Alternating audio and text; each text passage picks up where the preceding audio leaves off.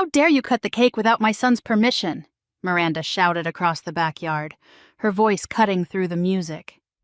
I froze with the knife pressed into the blue dinosaur cake I had made for Owen's 5th birthday.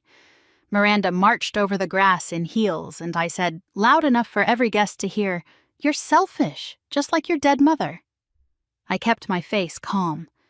"Miranda, it's Owen's birthday," I said. "He asked me to cut the cake. My Ethan is older. He should have gone first," she pointed at her son. "You never think about real family." Real family. She had used those words since our mother died 3 years ago, as if grief erased my place. I set the knife down and took out my phone. "I'm texting the trustee about your monthly allowance." Miranda turned pale. "What?" "Your allowance from Mom's trust. I'm asking whether it should continue." "You can't." "Actually, I can." I slipped the phone away. "Now sing happy birthday or keep making a scene." She stared at me. "You're bluffing." I smiled. "We'll see," parents whispered. Owen opened gifts with strained excitement. I served cake and chatted while Miranda stood by the fence, phone in hand. 20 minutes later, mine buzzed. I crossed the yard and led her inside. "Those people outside were witnesses," I said. "To what you said about me and our mother. I lost my temper." "At a 5-year-old's party?" She swallowed.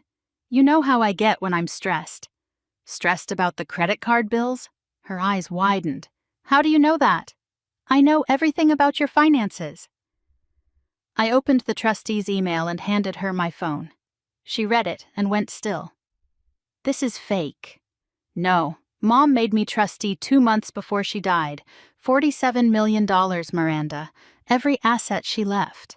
And you've been receiving $15,000 a month for 3 years. She sank onto the couch. "That isn't possible." "It is.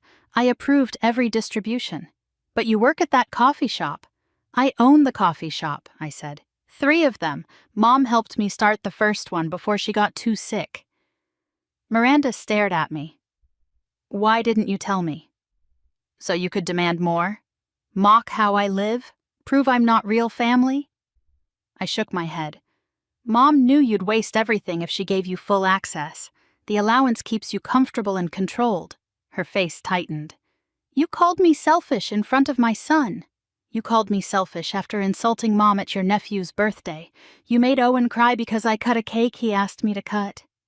"I didn't mean it." "You did mean it." I checked my phone again. "The trustee is waiting. I can keep your allowance, reduce it, or stop it entirely. Mom left that choice to me." Miranda went still. "You can't cut me off." "According to the trust, I can." I showed her a photo of Mom's letter. "Want to read what she said about your real family speeches?" She stared at the paragraph.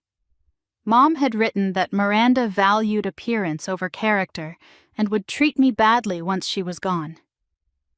The room went silent except for the children outside. "What do you want?" she asked. "I want you to leave Owen's party quietly. Say Ethan isn't feeling well, that's all." "And after that?" "After that, you learn the difference between kindness and permission." She stood slowly. "Daniel's business is failing. The mortgage is behind. I know, that's why I increased your payment last year. I can be generous and still refuse cruelty." Miranda walked out without another word. I watched her gather Daniel and Ethan, then leave through the side gate. Ethan waved goodbye to Owen, confused but polite. Owen ran to me. "Did Aunt Mira leave because of me?" "No, sweetheart, Ethan wasn't feeling well." He accepted that. "Can we do the piñata now?" The rest of the party was easy. When the guests left and Owen fell asleep on the couch with frosting on his chin, I sent the trustee my final instruction. Continue the allowance, but flag any strange requests. The reply came back instantly.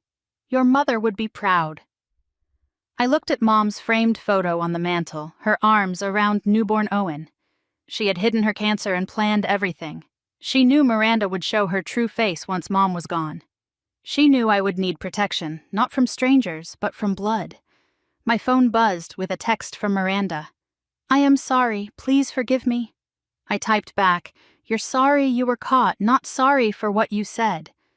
3 dots blinked. Then, "You're right, Better, not perfect, but better. I covered my son with a blanket and looked at the sunset over the balloons, the plates, and the ruined cake. I had cut it because Owen asked me to. A small thing, a simple thing, but it revealed everything. Sometimes the smallest acts of defiance carry the heaviest consequences, and sometimes they are the first signs of freedom.